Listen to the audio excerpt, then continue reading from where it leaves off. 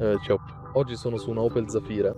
In questo video ti mostrerò come attivare e disattivare il cruise control. All'inizio diamo un'occhiata al lato sinistro del volante. Proprio qui abbiamo questo pannello, basta premere questo pulsante qui e il cruise control si attiva. Ora per utilizzarlo devi accelerare fino alla velocità desiderata e poi lasciare il pedale dell'acceleratore. Se vuoi aumentare la velocità, devi inclinare questo pulsante